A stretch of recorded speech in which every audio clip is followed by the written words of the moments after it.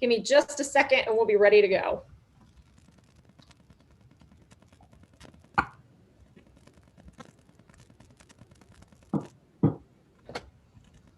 Give me just a second. All right, everybody, thank you so much for your patience to everyone out there. I'm Amy Oliver with the Fred Lawrence Whipple Observatory, and I'd like to thank you for joining us for New Vistas in Astronomy. We're almost up to the end of our series, and we've got something really exciting scheduled for you today. Keep in mind, we just have 2 more sessions left, and then we'll be at the end of the series for this year, so I really hope you've been enjoying it. Now, today, we're welcoming back our MC and host, Stephen Brown, and I'd like to give you, all of you, to give him a very warm welcome. Stephen? Okay, thank you, Amy, and thanks for everybody for joining us today. Even with our difficulties, we're ready to go. So today we are honored to have Dr. Kelly Korreck from the Smithsonian Astrophysical Observatory. Kelly holds a Bachelor of Science degree in Physics and Astronomy and a PhD in Space Physics, both from the University of Michigan. While pursuing the graduate degree, she interned at the Smithsonian Astrophysical Observatory, leading to her positions at Smithsonian. Kelly is a solar physicist at the Smithsonian Astrophysical Observatory in the High Energy Astrophysics Department in the Solar Stellar X-ray group. She works on understanding high energy and phenomena associated with the shock physics in the heliosphere and astronomical systems such as supernova remnants.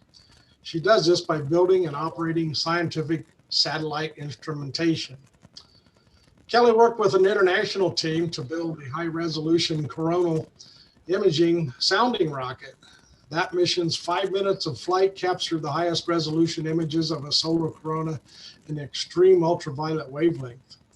Currently, Kelly is the head of science operations and project manager for the SWEAP instrument suite aboard the NASA Parker Solar Probe. She works with engineers and scientists to create the best data from this once-in-a-lifetime mission. This year in Forbes magazine, when asked what she does, Kelly replied, "I'm trying to understand why the sun is throwing temper tantrums and why she is trying to kill us and how to prevent it."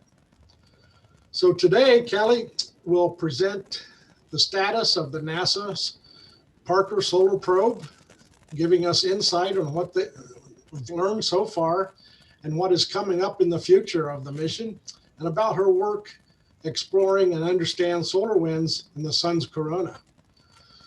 So, Dr. Korreck, thanks for being here, and it's all yours.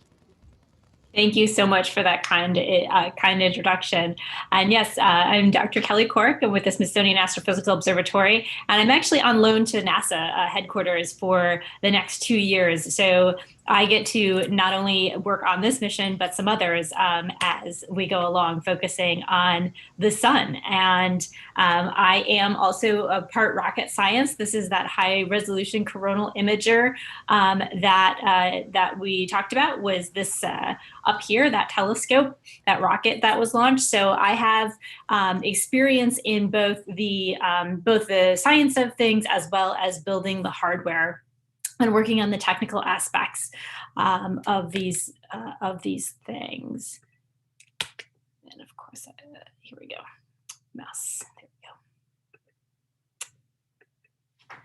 And so this is what we see of the sun, or have seen of the sun, for most of the time that humanity has been on Earth, and kind of looking up. Now, again, we never look directly at the sun without special eclipse glasses or some type of filter, because that will damage your eyes.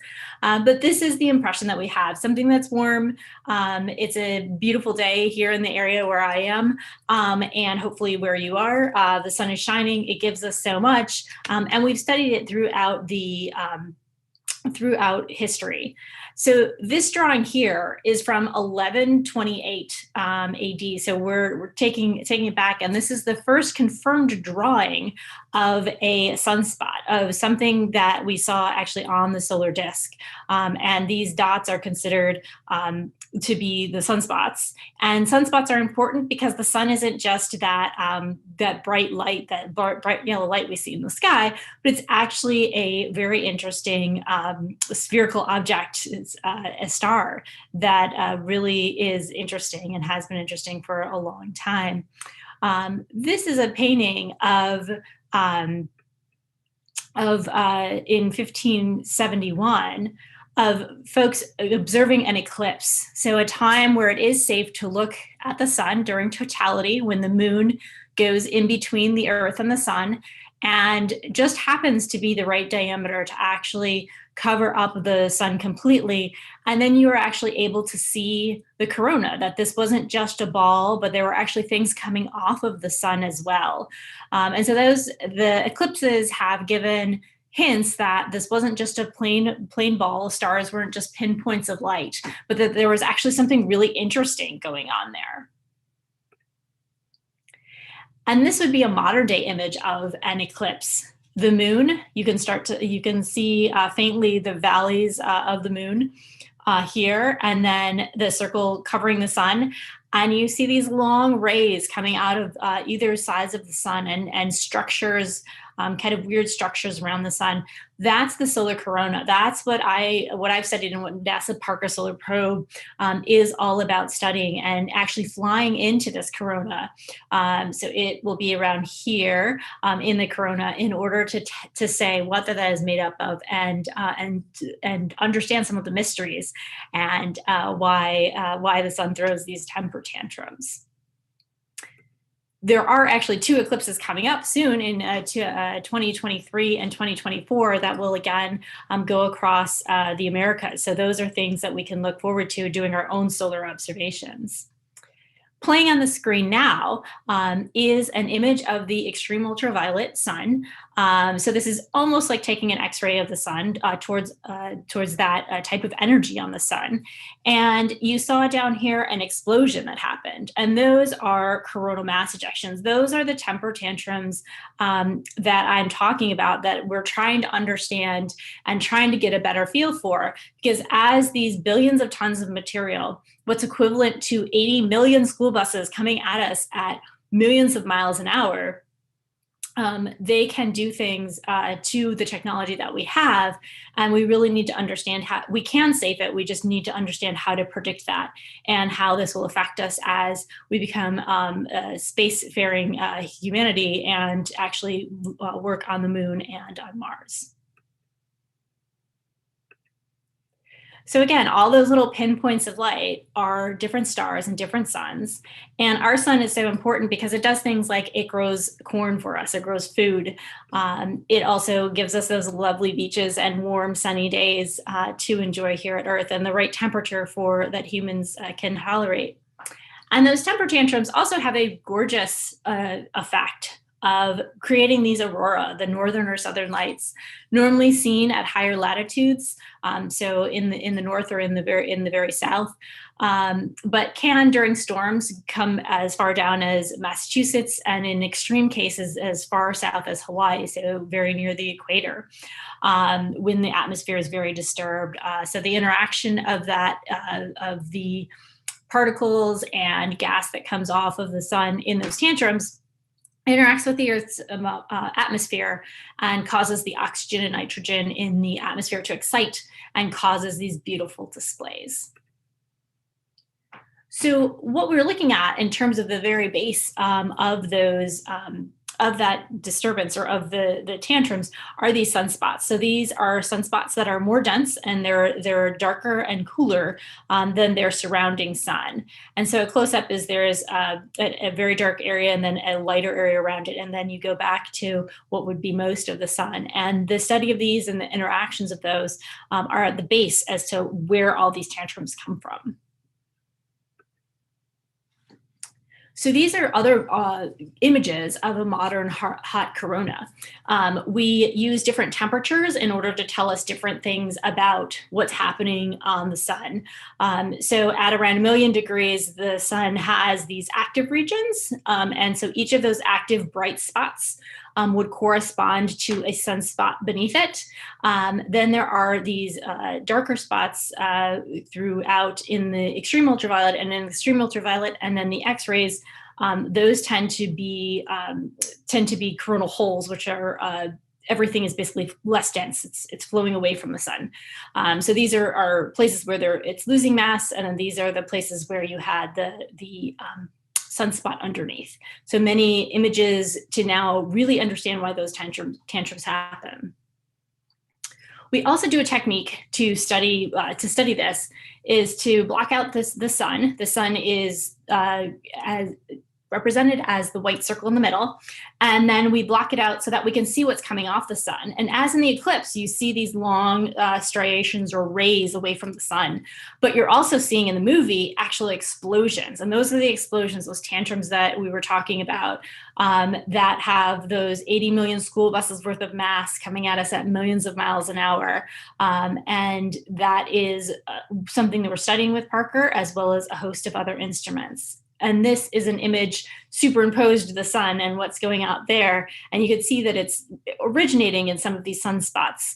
And so that's why it's important to understand both the surface, and then as we go along in the heliosphere, the sphere of influence of the sun, to understand how these come to Earth and the moon and Mars.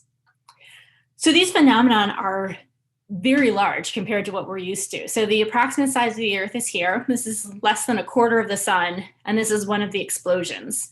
So we are very, very tiny compared to the extent of what's going on in the solar atmosphere. So this is something that's much larger than us. So there's not really the chance to stop it. We're not going to stop the tantrums from happening, the coronal mass ejections. We're instead going to understand and how that we can adjust and basically get through the weather. It would be the same thing as a thunderstorm. We're not going to figure out how not to have a thunderstorm. We're going to figure out how to weather that thunderstorm well.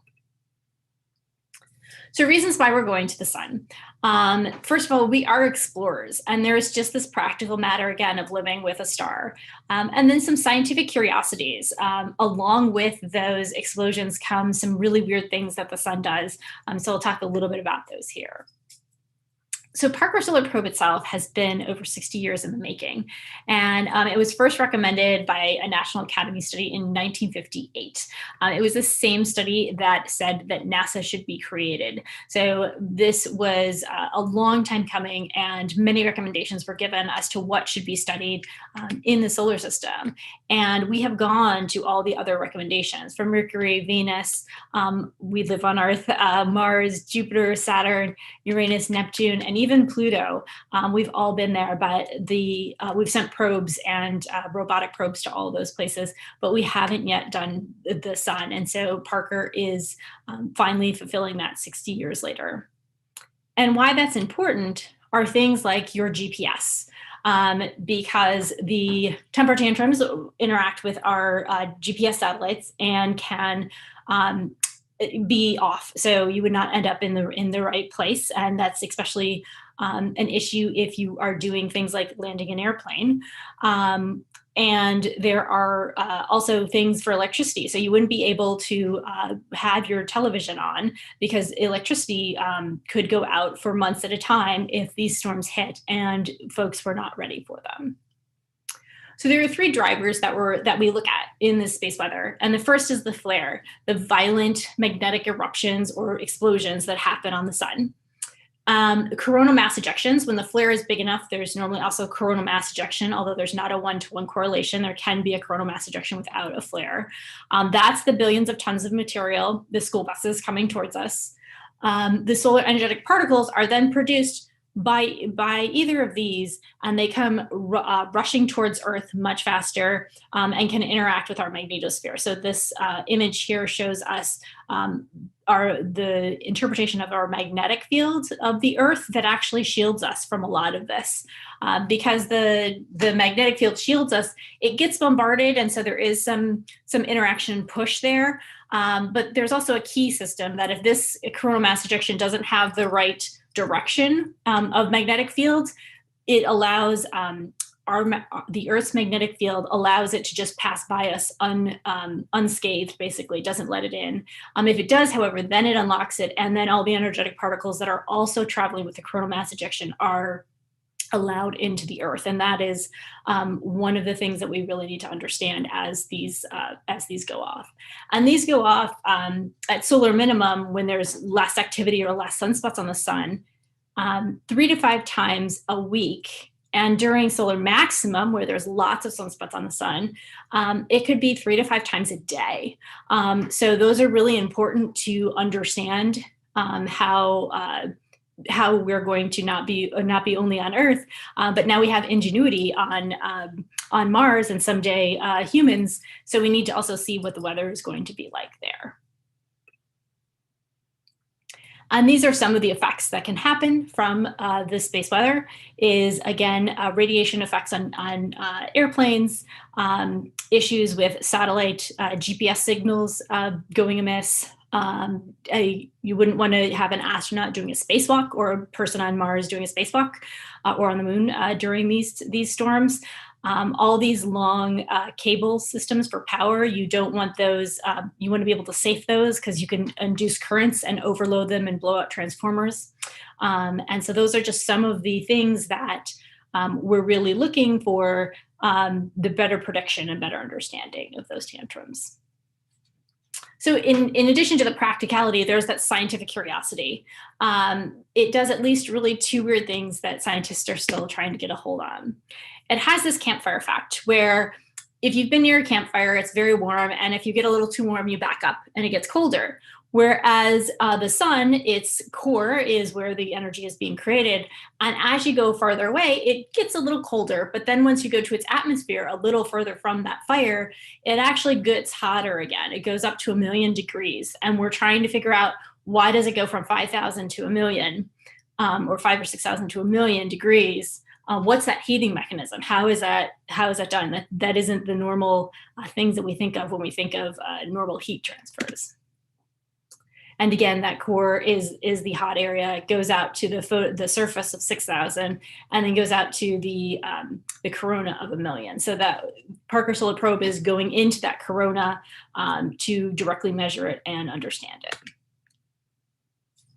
So 2 of the ways that we think that this heat actually happens has to do with magnetic field. Those sunspots are so important because they're an indicator of that magnetic field. So much like the magnets you have on your kitchen refrigerator, this magnetic energy is something that we have to figure out how it heats things up. So there is one theory, and looking at these images, is that there are things rubbing against each other, magnetic fields rubbing against each other, and that is creating a method of heating. And then there is another one where there is that magnetic reconnection or that explosion that is creating energy. If you have those happening over and over again, it's creating energy all over the sun in order to heat that corona up. And so that's the other, or the second way, one of the ways that we think the corona is being heated. So Parker Solar Probe was launched from Earth and is going in towards the sun. It is a path that's going to take 7 years, so launched in 2018, and it's still on its way to the closest approach. The first closest approach was in November of 2018. It went screaming from the Earth towards Venus, got a little gravity assist, gave Venus some energy, and was pushed further and closer to the sun. We have gone through now our 4th Venus assist and are now as close as next weekend, we will be as close as 6.5 million miles, which sounds really far away. But considering Earth is 93 million miles away, we are really, really close to the sun at this point in time. So once we get there, what we want to measure are things like temperature, wind speed or wind direction, a magnetic field, and we always want to take pictures because that gives us clues as being visual learners. So this is the flight system and the payload. The right-hand side is a picture of Parker Solar Probe on top of the Delta IV Heavy that launched it. The grid-looking thing with yellow and gray, this cone-ish shape is the fairing. The fairing is the housing for the spacecraft as it's launched. And Parker Solar Probe isn't that big. It's small, and it needed to be small and lightweight because it needed all the push it could to get off the Earth and towards Venus so that it could make its trip. Here we have the suite of instruments shown. The thermal protection shield is very important to actually protect us from the heat at where we're going. There is the forward-facing sensor, which is something that was built at SAO. There are solar panels that actually articulate themselves because you actually get too hot closest to the sun, so you can't have them full. You can't have them full out. You have to actually pull them in, and only their little fingertips come up, so that that are actually water cooled, so that we don't get. So we don't burn up as we see anything, and our high gain antenna that phones back the data to Earth, and the magnetometer in the back to measure those magnetic fields, and then the white light imager that gives us the pictures. So again, WHISPER was the white light imager or the camera. SWEAP measures the wind speed and the temperature, and that was headed again by SAO with the Faraday cup, the bravest little instrument that actually peeks around the sunshade and directly measures the solar wind. But it also has two other sister instruments on either side so that you can see the wind direction and the temperature from other places. We also look for those energetic particles with the ESIS instrument, this mushroom-shaped instrument. And then the fields, and there's some fields antennas up here as well as the magnetometer back there. So that's how we measure things at Parker, or in Parker, for Parker Solar Probe. And again, this is our most brave little cup, and then its sister instruments. What we measure again was the velocity, which is the kind of how many particles, the most number of particles that we found in one scan. The temperature is the width of how many particles we've counted, and the density is counting those all up. So we're able to get the density, temperature, and velocity, the direction and speed of all the gas that's coming out there, so we can get a good picture of what's happening. This is an image of the cup before it was mounted to the spacecraft. This was highly, highly specialized and has some really interesting features, and really just looks like a beautiful work of art. The environment, though, is really new. Faraday cups have been flown on many, many spacecrafts before. That's because, again, although they're relatively simple, they can do the work. But now in this new environment, it's 475 times brighter than anything a Faraday cup has ever seen. It can get up to 3,000 degrees Fahrenheit. And so most of the standard spaceflight materials and practices just don't work. So we normally use something like a coax cable, things that you connect your cable to on spacecraft, but that would melt at these temperatures. We didn't have test facilities. We didn't have the right insulators, even glue or epoxy we couldn't use. So there was lots of things we had to do. So some spacecraft or some instruments are made out of aluminum, same as aluminum cans, but we're flying to the sun. And I just said we'd melt, but we're also flying a heater. So this back here, the little squiggles are actually heaters for this electronic box. And that is overall one of, I think, the oddest things about this mission is that when we're at closest approach, we actually have to have heaters going because when you block out the sun, that's the only source of radiation or heat at that area.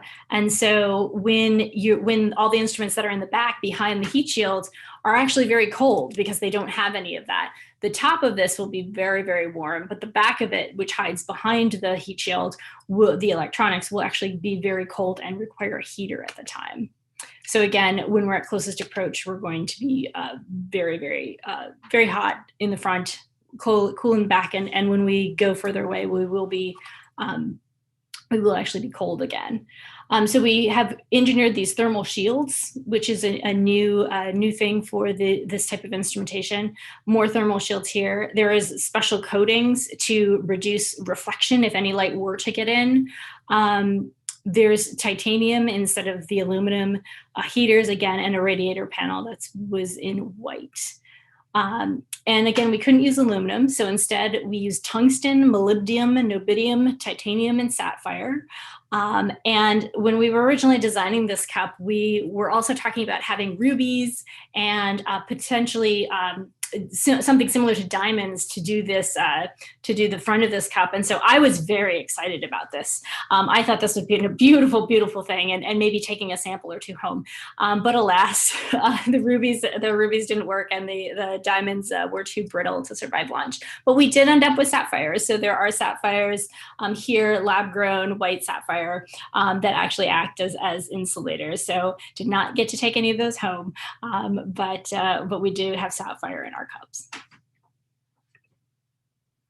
We also couldn't use epoxy. So there are these twisted wires that held all the screws so that they did not shake loose during a launch. And that's a beautiful technique. This really is just a work of art. So safety wired coax cables couldn't be used. So these are all custom made coax cables. So if you had to, actually put together your TV cable from scratch, this is what we came up with with niobium and sapphire to do that. And for test environments, we had to figure out what was hot, like where we were going. And one of the engineers had the genius idea to use IMAX film projectors. So instead of projecting the IMAX film projectors onto several stories, you invert the lenses and focus it down, and actually has a very similar spectrum. There are 1, 2, 3, 4, and I think there's a fifth even in there for testing that was focused on the cup that was then just out of sight in here, as well as then a particle gun to test to make sure that we could sense both the gas and the light and survive both. And these are shipping pictures as they were being shipped off. And this was just before it was attached in the clean room to the spacecraft. That's me and the spacecraft to show also that it's not that big. I'm around 5'5", and that's not much taller than I am, and probably just about that around. It went through amazing sets of testing. This is at Goddard Space Flight Center in Greenbelt, Maryland.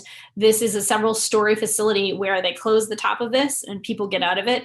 And they simulate deep space. So for months, the spacecraft was in there simulating deep space and testing all the systems. You get these strange purple lights that were testing the solar panels to make sure they were all checked out and they were going to power us. You put the spacecraft into this huge room where they shut the door, and these are speakers. So they'll basically play music that mimics the launch and shake the spacecraft to see that everything is ready to actually be shaken and launched.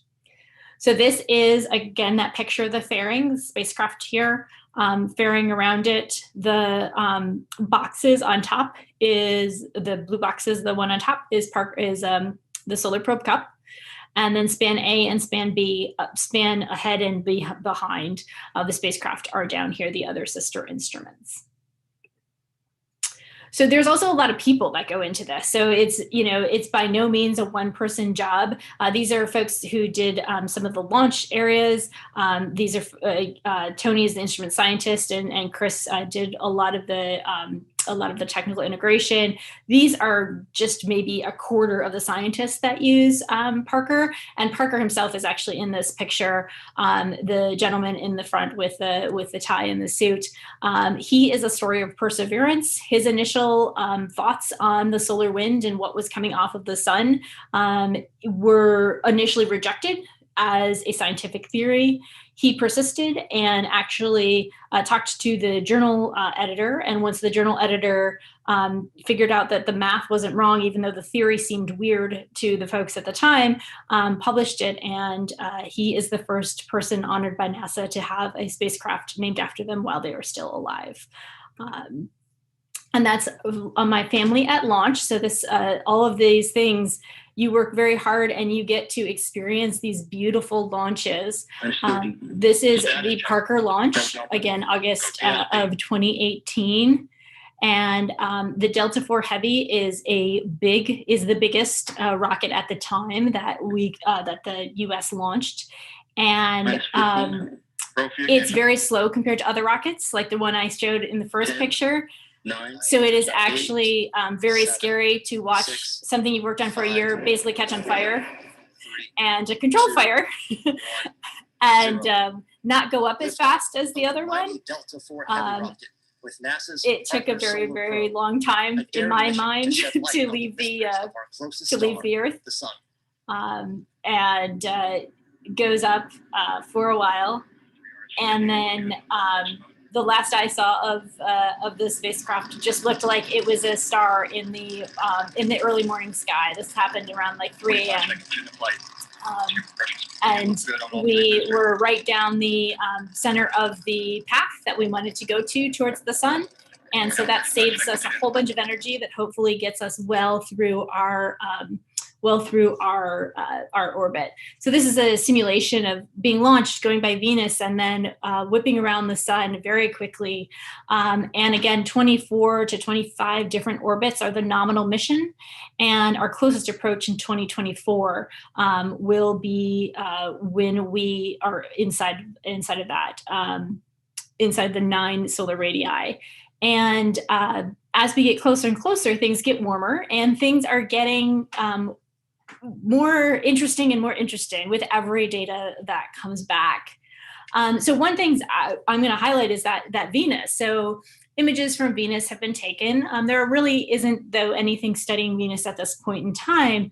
And this is an image of, or a plot of Venus. So we're making Venus just this white ball, and then the colors show you kind of speed around the gas that's around, and all the numbered lines are how many times we're going to pass by Venus. So we actually get really close to Venus multiple times, and we asked to be turned on to see if there was anything of interest that we can contribute, not just about the sun, but maybe something about Venus or Venus's interaction with the sun and the solar wind. And just yesterday, there was a press release on those images that were taken by the White Light Imager about Venus and a dust disk. As we were coming in towards Venus, we turned on the white light camera and were able to take images. So the sun is in the center, the Earth is over here to the left, the Milky Way galaxy is what looks like a kind of chunky, fluffy stuff. That's the technical term. And then Mercury's up here, and the red dots show you what is the dust ring. It's through all of these different images that there seems to be this dust, and they've traced it back, and they found that it is actually Venus that has dust ring. And as we go and study more and more, we're able to now figure out that there is the dust ring, and furthermore figure out why it's evolved. So we're not only going to get information about the sun, but we're looking at planetary evolution and how something so close is holding on to a dust ring. So this is a very interesting topic of study. This is one of the other white light images, one of the first ones. The Milky Way, the fluffy, crunchy stuff, is over here. There are 2 telescopes in the White Light Imager WSPR. This is the larger field of view, and this is the inner field of view. So that's why you see these 2. It's not one continuous picture, but that was the looking out at the Milky Way and proof that it was taking very beautiful pictures. It also was able to look at dust trails of a comet. So Comet Phaethon was seen here in, again, dust images. And the sun is over here, and this is solar wind. This here is that, and actually able to tell then where the comet kind of had been and how long that dust has stayed there. Again, something that we weren't really looking at for Parker Solar Probe. Also, beautiful images of Comet NEOWISE. One of the other amazing things that we've been looking at was the solar wind, this flowing out of the solar atmosphere, all out throughout the heliosphere. And so multiple folks have various theories about this strange observation. So as Parker Solar Probe comes in, it's flying through these things, and it seems like we're flying through these giant kinks in magnetic field. The white areas, the zigzags, are magnetic fields, and they seem to be going back and forth in a much different way than we thought. We thought we might be running through something a little straighter, or maybe a less of a transition so quickly, so something much larger in structure, but we're getting these really small changes. So this is something that's new, and it is great in terms of the fact that this is how science is done. There are at least 5 competing papers as to why this would happen, whether it happens at the sun and then this just propagates out, and so we're actually propagating through something that happened far away, whether it's happening right near the spacecraft, and how that's happening, whether it's magnetic reconnection, whether it's movement of something on the sun itself that's creating this, like you take a rope and like the ropes in gym class and move them so that they have kinks in them. Is that what's happening at the sun, or is it again happening locally? So this is great to have all these different theories, and we're still going to need just more and more data in order to figure this out.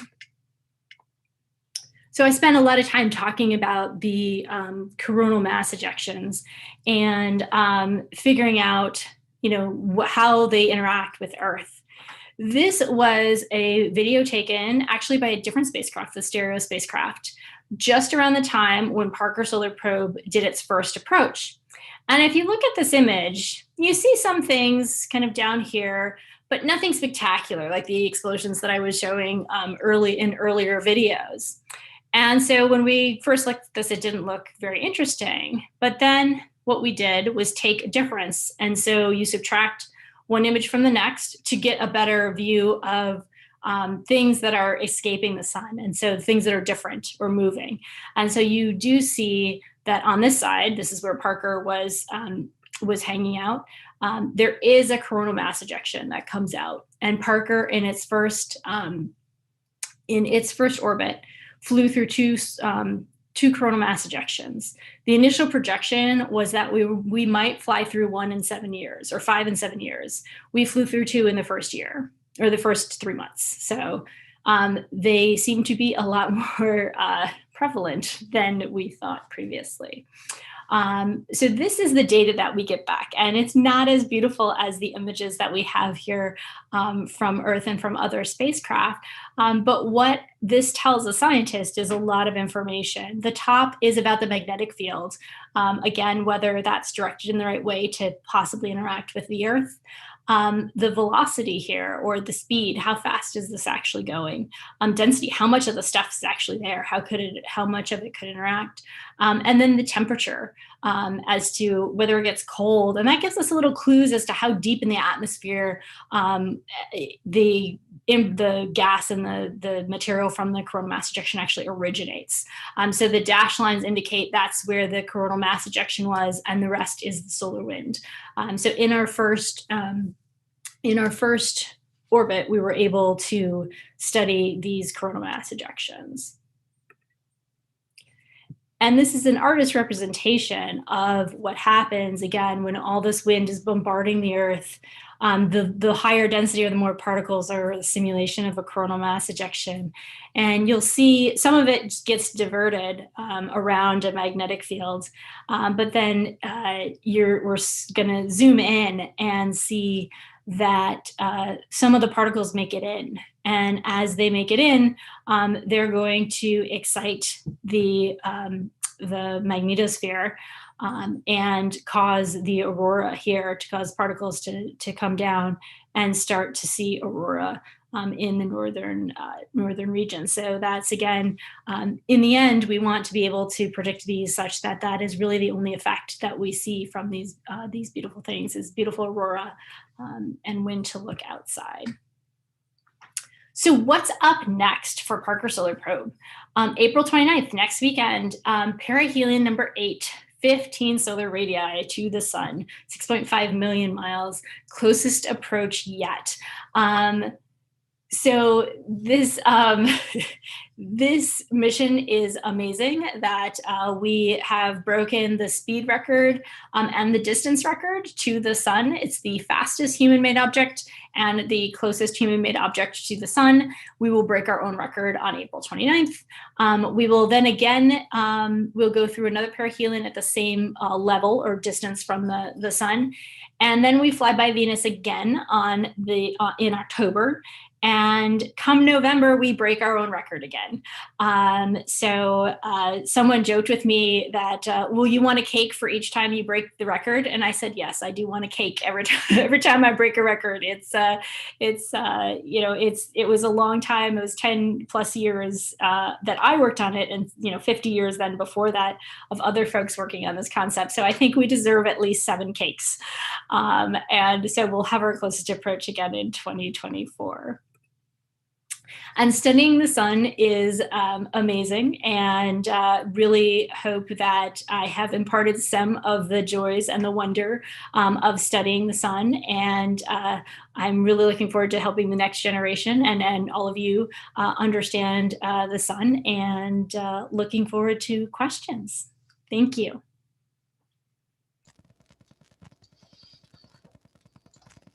Okay, thanks, Kelly. Really appreciate that. Looking for some questions maybe to come in. Everybody watching, just type any questions you have into the post, to the chat post, and we'll relay them over. I have a couple of questions, I guess, myself. And the mission, what is the planned mission life expectancy of this? So the planned life expectancy is 7 years. The ability to fuel itself, because fuel determines a lot of this, you got to keep that heat shield pointed, and that takes fuel. We have fuel for about another 10 years after that, if things go right with the next 2 Venus assists. So we could have, hopefully another 10 years at least of data, but at least we will go for 3. Okay. Another question I had, I used to work in the power generation field, and I was kind of wondering, we used to get alerts, hey, there's solar activity coming. I was wondering how long in advance that you see something happening that it actually does affect the Earth. Right. And so various parts of the space weather affect at different times. Energetic particles, because they're so small and traveling almost at the speed of light, those can come within hours. The coronal mass ejections, the bulk of those take around a day, half a day to a day in order to make it here. And so we have some warning that things are coming. And we have different satellites also at the L1 point, which is the point between the Earth and the sun. And that gives us about an hour of warning that things are really incoming very quickly. But, if you're planning, say, a transcontinental flight, a polar flight, you need more than an hour to plan that. So you need to be able to make these predictions, something like a weather report, right? Of day or 10-day forecast, which we're just not there yet. Okay. Got a question come in. What happens once the 10 years has passed for the spacecraft? Yeah, so we really wish that we could have had a spectacular ending and ejected ourselves into the sun somehow.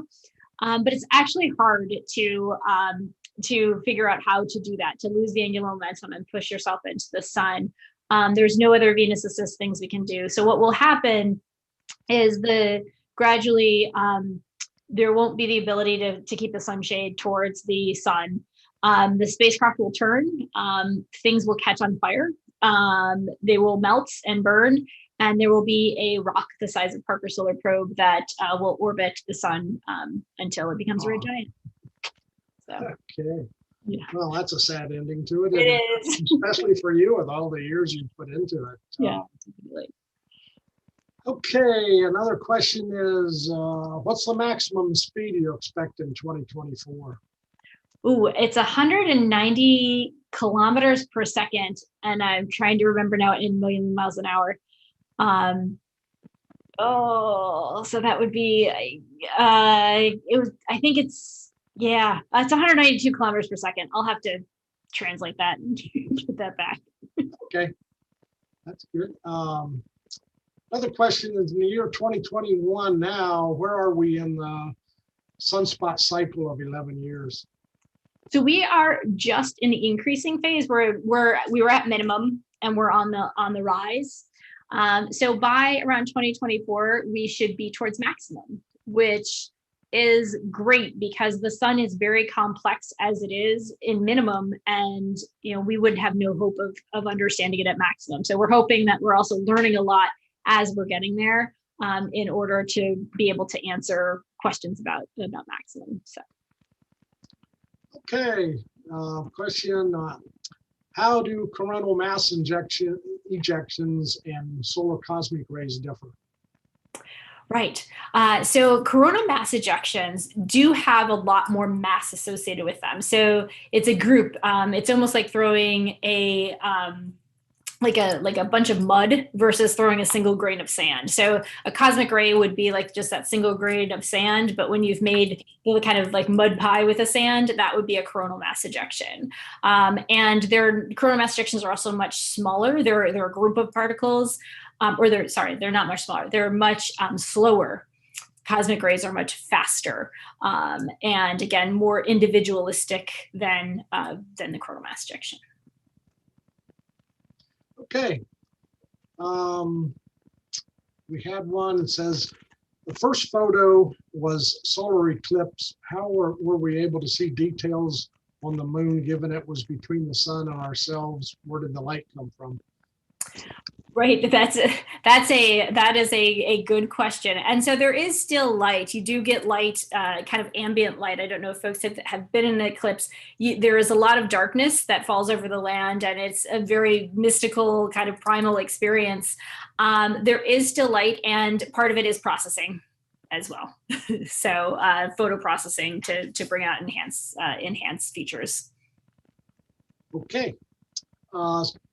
Next one is your diagram of the sun from 1128, which culture was looking at the sun at the time. Mm-hmm. How were they able to look at the sun? Right, that's a good question. So part of it could be you can, and again, not recommended, through certain fog or campfires, you can see the sun's face. So I'm not sure exactly how this was done, but that's part of it, is you can see it through a haze, and be able to do that. Then there is a telescope that you can use to project it onto a paper, where then you can view it safely. So at that point in time, I don't think it was a telescope. I have a feeling it was probably looking through a hazy atmosphere. Very good, thank you. Next question, how do you coordinate with other solar data from satellites and ground-based observatories? Definitely. So we both coordinate with observations as well as, planning as to what to observe, as well as then afterwards we share data. So NASA has an open data policy. All of its heliospheric data is open and free to the public.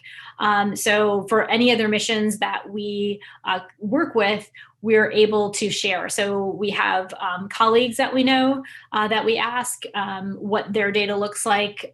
There's community meetings that we share them at. And if someone finds something interesting, they contact the folks on Parker Solar Probe, and we find the right person to work with them and share all of our data. We also do a little planning with folks when Parker is having its closest approach. We try to work with everyone who's Earth-based and Earth-based observatories, and if they're able to, could they also observe so that we get the most data we can. Okay, thank you very much. Just time, I think that's all of the questions I see. Thank you for your time and very interesting, informative presentation. I really enjoyed it. I hope everybody out in the watching did too. So Thank you very much. Appreciate it. Thank you. My pleasure. One thing I'll say to the audience, if you're able to get outside in the early morning hours this week, you might see a few meteor streaks of light during the Lyrid meteor showers peaking the night of April 21st. Observations of the Lyrids date back to 687 BC. The display is from Earth passing through the tail of the comet C 1861 G1 Thatcher. So something to see in the next week. Might want to get out. We've got some clear skies. We usually do here in Arizona. So let's see. We might have some more questions here.